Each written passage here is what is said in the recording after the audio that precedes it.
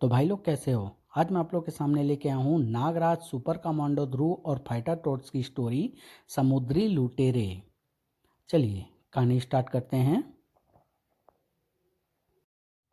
होश में आओ फाइटर टॉर्च, उन जल परियों के संगीत ने तुम्हें सम्मोहित कर दिया है। यदि तुम उनके पास गए तो वे तुम्हें खा जाएगी, तुम उनके पास नहीं जाओगे।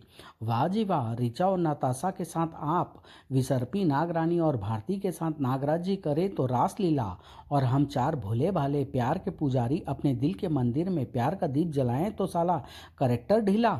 इन प्यार के दुश्मनों को सबक सिखाना ही होगा मेरे बांके मजनुओं। आज टॉर्च एक्शन की जगह होगा मजनू अटैक। उफ, ये तो लड़ने पर उतारू हैं। यदि हम आपस में ही लड़ते रहे तो हम्मा हम्मा से आज़ाद होकर सारी दुनिया में कहर मचा देंगे ये समुद्री लुटेरे। दुनिया को तबाह करने वाली हर बड़ी घटना की तरह इस घटना की शुरुआत भी एक अंधेरी सुनसान गली से हुई थी। राजापुरी बंदरगाह से शहर को जाती उस गली के सन्नाटे को उस रहस्यमयी लंगड़े के पश्चात भंग कर रहे थे। पंजू उस्ताद के इलाके से बिना टैक्स दिए मक्खी भी नहीं गुजर सकती। तू तो आदमी है, 1/4 ही सही। चल बे लंगड़े, निकाल फटाफट। क्या निकालूं? अबे अंटी में जो कुछ है निकाल, वरना दूसरी टंगड़ी भी छील के 1/4 से 1/2 कर दूंगा। मेरी अंटी में जो है अगर मैंने निकाल दिया तो तुम लोगों को बहुत कुछ निकल जाएगा। साले लंगड़े हीरो बनता है। पाड़ू अल्लू, इसके बचे हुए हाथ पैर भी छीलकर ठूंठ बना दो साले को। मैंने आज ही अपने चक्कू की धार लगाई है।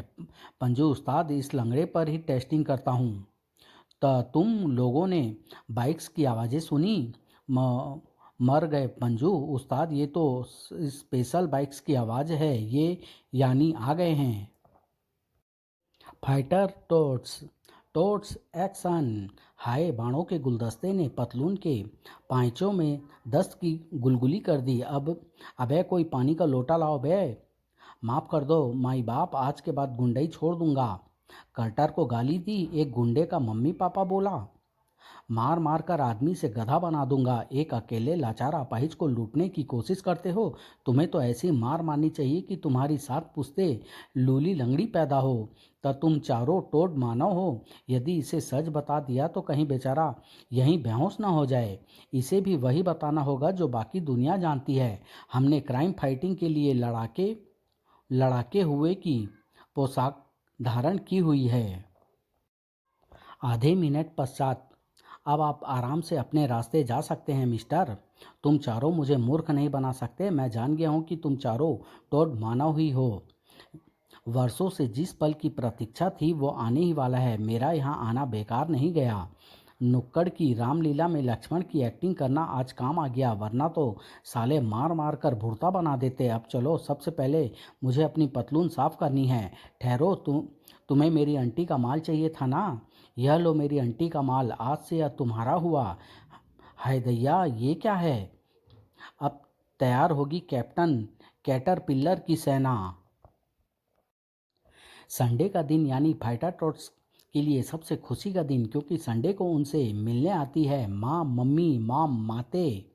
दिन भर चलता था फाइटर टॉट्स की पढ़ाई लिखाई और पिटाई का प्रोग्राम। मेरे बच्चों, शूटर ठीक से मुर्गा बनो। एक तो होमवर्क नहीं करता, ऊपर से मुर्गा भी नहीं बन रहा। पर मम्मी, मैं तो टोड हूँ, मुर्गा कैसे बनूँ? मॉम, देखो इस मास्टर के बच्चे ने मेरी पेंसिल की नोक तोड़ दी। माँ, अपनी पेंसिल की नोक मेरी पुक्की में चुभो रहा था। अच्छा, और जो तूने कल मुझे कंपोस्ट चुबाया था उसका क्या? परसों तूने मुझे पेंसिल शार्पनर से मारा था, वो भूल गया? बकर बकर बक बक। चुप हो जाओ तुम दोनों, मुंह बंद कर लो अपना। सॉरी मम्मी, अब हम शैतानी नहीं करेंगे, चुपचाप पढ़ाई करेंगे। तुम दोनों का यही सही इलाज है, वरना दोनों बड़े होकर नालायक बनोगे। देखो कंप्यूटर कैसे अच्छे बच्चों की तरह पढ़ाई कर रहा है। पर जरा ये भी तो देखो मम्मी कि अच्छा बच्चा बना कंप्यूटर क्या पढ़ाई कर रहा है। अच्छा, तो ये बात है, पढ़ाई के बहाने छुप छुप कर कॉमिक्स पढ़ी जा रही है कंप्यूटर पर। आहा, क्षमा कर दो माते, अब नहीं करूँगा। ऑल द बेस्ट है ना, रुका ही नहीं गया। संडे का दिन यानी छुट्टी और मौज मस्ती का दिन, जब राजनगरवासी अपनी रोज़मर्रा की परेशानियों को भुला देते हैं और राजनगर समुद्री तट बन जाता है देसी ब्राज़ील। लेकिन आज 3 मुसीबतों के सांड भी राजनगर में ही अपना सिंह घुसेड़ने के मूड में थे। हम कुछ ही देर में राजनगर पहुंचने वाले हैं। हग्गू हग्गू खान, आज संडे के कारण भीड़ भी ज़्यादा होगी समुद्र तट पर।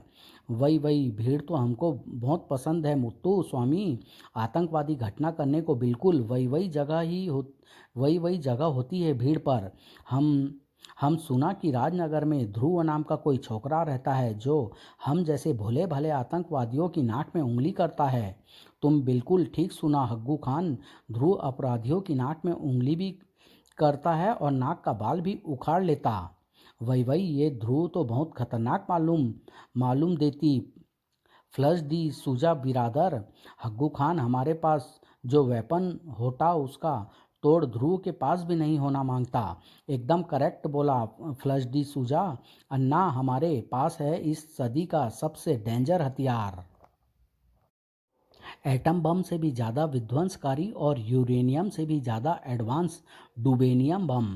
ठीक बोलती मुत्तू बिरादर। ये बम अगर समुंदर के पानी में डूबेगी तो बड़ा वाला बूम करेगी, जिससे ऐसा समुद्री तूफान आएगी जिसके सामने सुनामी भी बेनामी लगेगी। वही वही पर हग्गू खान, मुत्तू स्वामी और फ्लशडी सूजा नहीं जानते थे कि उनकी बदकिस्मती भी उनके साथ इस जहाज पर सवार थी।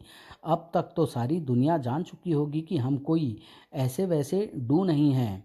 हम हैं आंगड़ू बांगड़ू सांगड़ू और Paangdu from private detective agency doo doodle doo. Chief ने हमें इन तीनों कुख्यात आतंकवादियों को लेकर समुद्र में डूब मरने का मिशन दिया है और हम इस मिशन को भी डुबा देंगे, मतलब आतंकवादियों को समुद्र में डुबा देंगे। तो देर किस बात की है डूडल्स, एक्शन शुरू किया जाए। पहले ये बताओ हम जिस पीपे में हैं उसमें क्या था, क्योंकि पीपे में जो भी था अब हमारी पतलून में है। अबे एक्शन तो मेरी पैंट में शुरू हो गया है। वही वही फ्लश डिसूजा बिरादर, तुम खाने के वास्ते कैसा केकड़ा पीपे में लाती, ये केकड़ा तो बचाओ बचाओ चिल्लाती। व्हाट नॉनसेंस मैन, मैं अभी देखता हूँ पीपे में क्या होता। पीपे में जो कुछ भी था उन्हें देखने खुद ही बाहर आ गया। मम्मी बचाओ बचाओ।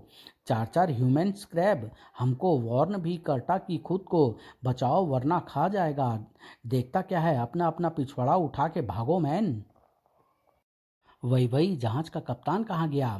अरे हिया हिया ही हूँ, myself captain Adbanga from Darbhanga. ई का पकड़म पकड़ाई खेलते हो डोकवा पर तुम लोगन। अयो ये केकड़ा लोग हमको खाना मांगता, कैप्टन हमको बचाओ। अबे हम ई सिपवा का कप्तान हूँ, कोनो सुपर हीरो नहीं कि तुम लोगन को जान बचाऊंगा। दूर ससुर का नाती। इधर राजनगर समुद्र तट पर शुरू होने वाली थी एक एक्शन सीक्वेंस। हे भगवान, ये क्या भला है, ये भी यहाँ पार्टी मनाने आया है क्या। डर के मारे मुझे तो समझ ही नहीं आ रहा है कि भागो भागो चिल्लाऊं या बचाओ बचाओ। अबे दोनों साथ में चिल्ला, समुद्री राक्षस भागो भागो बचाओ बचाओ। मैं तो यहाँ पेट्रोलिंग के लिए आया था क्योंकि 3 खतरनाक आतंकवादियों के राजनगर में घुसपैठ की टिप मिली थी, पर यहाँ तो कुछ और ही माजरा नजर आ रहा है। हुर्रे, हमारा सुपर हीरो आ गया। अब ये नागराज अबे ये नागराज नहीं ध्रुव है। क्यों बे, ध्रुव के नाम के पहले सुपर लगा है तो वो भी सुपर हीरो हुआ ना। ओह गई ये वाली बाइक भी। हर विलेन मेरी बाइक या स्टार कॉप्टर तोड़ने के पीछे पड़ा रहता है और इंश्योरेंस कंपनी वाले मेरी नाक में दम करते हैं। आप सभी लोग समुद्री तट खाली कर दें फौरन। ध्रुव भागने को बोल रहा है, अब हम फाइट कैसे देखेंगे। अबे कॉमिक्स रिलीज होगी तब पढ़ लियो, अभी भाग। ये अजीबोगरीब प्राणी समुद्र से आया है। यहाँ के ब्लैक पेपर पाउडर और चिली कमसन सॉस का टेस्ट इसके लिए नया होगा। आंखों में होती भीषण तिलमिलाहट ने इसे और ज़्यादा आक्रामक बना दिया है। उफ, यह तो मुझे खींचते हुए समुद्र की ओर ले जा रहा है। समुद्र से निकली बला ध्रुव को भी अपने साथ समुद्र में लिए जा रही थी और फिलहाल ध्रुव के पास इस परिस्थिति से निकलने का कोई रास्ता नहीं था। राजनगर के रक्षक को लिए लिए हुए एक मुसीबत समुद्र में जा रही थी और महानगर समुद्र से एक दूसरी मुसीबत बाहर आ रही थी, जिसे रोकने में जुटा था महानगर का रक्षक नागराज। मेरे जासूस सर्पों के मुताबिक कुछ ही देर पहले समुद्र से बाहर निकला है ये जल सर्प दैत्य। अच्छा हुआ मैं पास के ही एरिया में मौजूद था, इसलिए यहाँ पहुँचने में ज़्यादा समय नहीं लगा और इसे तबाही मचाने का समय नहीं मिला। उफ, पानी की धार का हथियार के रूप में प्रयोग कर रहा है ये। समुद्र से निकले इस विचित्र जल सर्प दैत्य पर तो ध्वंसक सर्पों का प्रहार कोई भी प्रभाव नहीं डाल पा रहा है। यह समुद्र से पानी को खींचकर उसे हथियारों का रूप देकर मुझ पर वार कर रहा है। मेरी शारीरिक क्षतिपूर्ति तो मेरे सूक्ष्म सर्प सैनिक कर देंगे, परंतु इसके यह जल वार मेरा अंग भंग भी कर सकते हैं। इसके वारों को रोकने का सबसे आसान तरीका है कि इसका संपर्क समुद्र से काट दिया जाए। उफ, सांप की धूम सबसे कमबख्त चीज होती है। उसकी और किसी का ध्यान नहीं जाता और सांप उसी का फायदा उठाता है तो यह जल सर्प का ही विकृत रूप। प्राकृतिक असहजता के कारण यह ज़्यादा आक्रामक हो गया है। इस तरह तो यह महानगर म्यूनिसिपल कॉरपोरेशन का भट्टा बना देगा। समुद्र से बाहर आकर तो यह और भी ज़्यादा आक्रामक हो गया है। जल सर्पों की एक सबसे बड़ी कमजोरी यह होती है कि भूमि पर रहने वाले सर्पों की अपेक्षा इनकी खाल बेहद कोमल होती है। देखता हूँ कि इसकी खाल को नागफनी सर्प काट पाते हैं या नहीं। नागफनी सर्प इसके शरीर को काट तो रहे हैं, पर इसके घावों से समुद्री सिवार जैसा जल सर्पों का जाल निकल रहा है, जो कि मुझे कैद करने की चेष्टा कर रहा है। इनकी कैद से तो मैं इच्छाधारी कणों में बदल कर आज़ाद, अरे इनकी जकड़ में मैं खुद को इच्छाधारी कणों में नहीं बदल पा रहा हूँ। ऐसा तभी संभव है जब यह प्राणी किसी काले जादू से अभिमंत्रित हो। कहते हैं कि माँ की मार में भी बच्चों के लिए उसका दुलार छुपा होता है। दिन भर की धमा चौकड़ी के बाद रात का वक्त होता है फाइटर टॉर्च का अपनी माँ से कहानियाँ सुनने का। तो बोलो बच्चों, आज कौन सी कहानी सुननी है? पायरेट्स वाली? हाँ मम्मी, पायरेट्स वाली कहानी सुनाओ ना। आज से हजारों साल पहले धरती के सारे समुद्र एक ही महासमुद्र के रूप में पृथ्वी पर मौजूद थे। इस महासमुद्र का नाम हम्मा हम्मा समुद्र था, जिस पर राज करता था असीमित जादुई शक्तियों का स्वामी समुद्र का देवता हम्मा हम्मा। क्या वो भी अपनी टोपी से खरगोश निकाल सकता था? नहीं मेरे भोले भाले बच्चों, हम्मा हम्मा का जादू इससे कहीं ज़्यादा खतरनाक था। अपनी इसी अपने इसी काले जादू के घमंड में चूर समुद्र देव हम्मा हम्मा संपूर्ण पृथ्वी पर एक छत्र राज करने के सपने देख रहा था। सभी देवताओं ने हम्मा हम्मा देव की काले जादू की शक्तियों को उसके साथ ही समुद्र में कैद कर दिया। अब ना हम्मा हम्मा देव समुद्र से बाहर निकल सकता था, ना ही उसके काले जादू की शक्तियाँ। पृथ्वी पर पृथ्वीवासियों के ऊपर तो जादू बेअसर था, लेकिन समुद्र के पानी में हम्मा हम्मा का जादू बेहद खतरनाक और जानलेवा था। मानवों का समुद्री यात्रा करना बेहद दूभर हो गया। मानवों के जहाज़ों को हम्मा हम्मा अपने काले जादू के समुद्री तूफाने से डुबो देता और उसके जादुई समुद्री राक्षस प्राणी मानवों को खा जाते। धीरे धीरे मानवों ने समुद्र की ओर जाना ही बंद कर दिया, पर हम्मा हम्मा देव को तो पूरी मानव जाति का सर्वनाश कर देवताओं से अपने अपमान का बदला लेना था। उस समय समुद्र पर दो बेहद खूंखार पायरेट गिरोह का राज था, जो कि समुद्री यात्रा करने वाले यात्रियों को लूटने के अलावा समुद्र किनारे बसे नगरों में भी लूटपाट मार काट मचाते थे। समुद्र का सबसे बड़ा लुटेरा कौन? तुस्सी हो बसाओ कैटर पिल्लर दी ग्रेट। कौन है समुद्र का इकलौता बाप? आप हुजूर बेलमुंडा। आप अपने कुतित इरादों को पूरा करने के लिए हम्मा हम्मा देव ने इन दोनों के पायरेट का नामों को अपना मोहरा बनाया और उनके सामने रखा वो प्रस्ताव, मैं अपनी बेटी प्रिंसेस टाइट की शादी उससे करूंगा जो सबसे ज़्यादा मानवों के कटे हुए सिर मेरे पास लेकर आएगा। मेरी बेटी के साथ साथ उसे मेरे कालू जादू की शक्तियाँ और मेरी अकुत समुद्री खजाना भी मिलेगा। प्रिंसेस टाइट तो बड़ी वाऊ है, तू लौट जा लंगड़ी दिन, मेरे साथ ही बजेगी टाइट की शादी की बीन। इस समुद्र और प्रिंसेस टाइट पर मेरा ही अधिकार होगा। तू तो सिर्फ दो कौड़ी का गुंडा है, वो भी टुंडा, समझा बिलमुंडा? मुझे टुंडा और दो कौड़ी का गुंडा बोलता है? मुझे लंगड़ दिन बोलता है? अबे लंगड़ दिन को लंगड़ दिन नहीं तो क्या अलादीन बोलूं? एक टंग से शादी करेगा तू प्रिंसेस टाइट से? साले हलकट, शादी करने के लिए टांग की जरूरत नहीं होती, दिल की होती है, जो कि तेरे पास नहीं है। अबे कल ही एक जहाज तो लूट कर उसके 500 यात्रियों के दिल काट के निकाले हैं मैंने मुझसे ज़्यादा दिल वाला तो इस दुनिया में कोई नहीं देखा। अबे चुप, तुम दोनों को मानवों के सिर लाने को बोला है, एक दूसरे के नहीं। तुम दोनों के पास बस 3 दिन और 2 रातों का समय है। वह मूर्ख नहीं जानते कि मेरी असली योजना क्या है। यह पता तो मैंने अंत के लिए छुपा कर रखा है। इन दोनों मूर्खों में से कोई भी जीते या कोई भी हारे, असली जीत तो मेरी ही होगी। कैप्टन बेलमुंडा, कैप्टन कैटरपिलर ने पृथ्वी पर तबाही मचा दी। अक्कड़ बक्कड़ बब्बे सो, बम्बे सो, 80 90 पूरे सो, सो में लगा धागा। अरे ओ सांबा, कोई भी निकल के नहीं भागा। सही कहा सरदार, सबके सिर हमने लिए उतार। ये सांबा हमेशा मुझे कैप्टन की जगह सरदार बुलाकर मेरी कच्ची कर देता है। एक बार समुद्र का शहंशाह बन जाऊं, इसे तो भूखमरी से ग्रस्त शार्क के बीच फेंकवा दूंगा। उन दरिंदों ने एक ही दिन में सैकड़ों नगरों में हजारों लाखों मासूम बेगुनाहों लोगों का सिर काट डाले।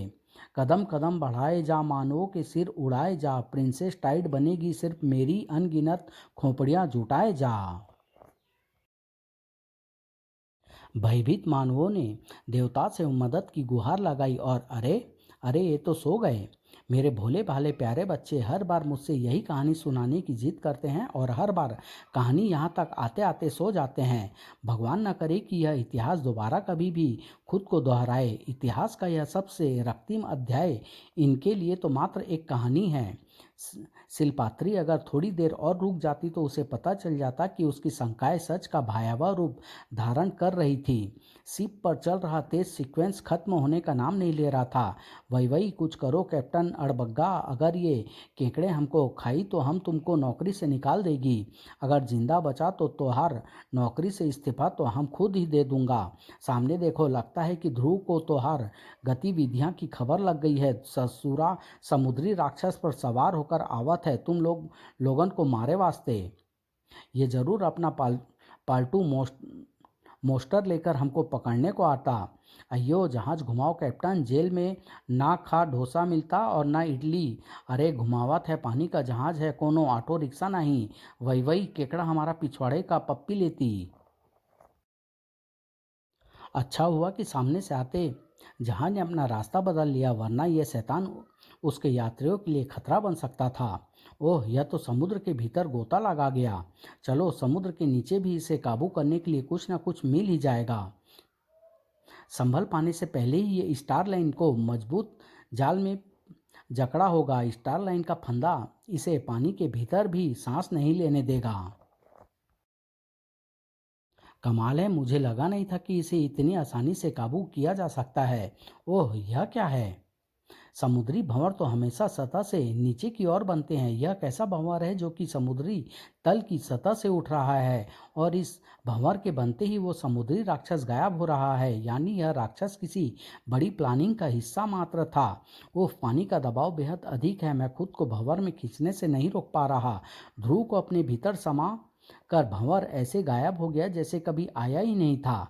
नागराज और जल सर्प दैत्य की लड़ाई भी समुद्र के नीचे पहुंचने वाली थी। यह मुझे वापस समुद्र में खींच कर ले जा रहा है। जल सर्पी जाल ने बुरी तरह मुझे जकड़ रखा है। मेरे सर्प सैनिक भी मेरी मदद के लिए बाहर नहीं आ सकते। कुछ ही पलों में मैं इसके जल सर्प जाल से आज़ाद हो गया। जल सर्प जाल में जकड़ जाने से मेरे शरीर में वास करने वाले सर्प सैनिक बाहर नहीं आ पा रहे थे। तो मैंने पहले से ही बाहर निकले हुए उन नागफनी सर्पों को जल सर्प जाल काटने के मानसिक निर्देश दे दिए जिन्होंने इस जल सर्प दैत्य पर वार किया था। यह दोबारा अपनी दुम का सहारा ले रहा है। बहुत दुम चलाता है यह। इसकी सबसे बढ़िया इलाज है कि इसकी दुम उखाड़ कर इसके हाथ में दे दी जाए। खत्म हो गया शैतान। मैंने जितना सोचा था उससे ज़्यादा आसानी से ही काबू में आ गया यह। लेकिन महानगर में यह आफत आई कहाँ से? अरे, यह भंवर समुद्र तल से कैसे उठ रहा है? नहीं, यह प्राकृतिक भंवर नहीं है। शायद इसमें फंसाने के लिए ही यह जल सर्प दैत्य मुझे यहाँ लाया है। पानी का वेग बेहद तेज है। पलक झपकते ही मैं इस भंवर में खींचा जा रहा हूँ। ऐसा लगता है जैसे कि कोई अदृश्य शक्ति मुझे इसके भीतर खींच रही है। नागराज भी एक रहस्यमयी भंवर की चपेट में आ चुका था। समुद्र एक बार फिर शांत था, लेकिन उस शख्स के मन मस्तिष्क में अनगिनत तूफान उठ रहे थे। 2 जगह कामयाबी मिल गई, अब सिर्फ बाकी है राजापुरी। गल्प। अबे ये क्या हुआ बे? मैं तो सपने में कैटरीना के साथ रैन डांस कर रहा था। ये सचमुच का पानी कहाँ से आ गया? टोड निवास का सारा सामान सुरक्षित स्थान पर पहुंचाने के बाद मैं सपने में जॉन सीना को WWE टाइटल के लिए हराने ही वाला था। सारे सपने पर पानी फिर गया। पर ये तो बरसात का मौसम भी नहीं है, फिर इतनी भयानक बाढ़ कैसे आ गई? ये बाद में सोचना, पहले सामान सुरक्षित जगह पहुंचाना होगा, वरना गटर के पानी में हमारा कीमती सामान खराब हो जाएगा। अच्छा हुआ मैंने सभी विद्युत उपकरणों पर वाटरप्रूफ लेमिनेशन कर दिया था, वरना हमारा टीवी भी खराब हो जाता। टोड निवास का सारा सामान और कंप्यूटर की प्रयोगशाला के सभी उपकरण मैंने और शूटर ने कब्रिस्तान के पीछे वाली भूतिया हवेली में छुपा दिए हैं। वहाँ कोई आता जाता नहीं है, इसलिए हमारा सामान वहाँ सुरक्षित रहेगा। अब हमें चलकर बाढ़ के कारण का पता लगाना होगा। बाहर बरसात तो हो नहीं रही, फिर आखिर गटर इतने उफान पर क्यों हैं? पानी का बहाव तो गटर नंबर 16 की ओर से आ रहा है, जो कि आगे जाकर समुद्र में मिलता है। हे टोड देव, रक्षा कर, समुद्र में तूफान आया है और ये समुद्र की बाढ़ पूरे राजापुरी को बहाए ले जा रही है। अबे मेरी भैंस बह गई, किसी ने देखी क्या? ये काली मोटी सी चीज जिसके ऊपर तू बैठा तैर रहा है, वो है क्या? वो मेरी बीबी है साले।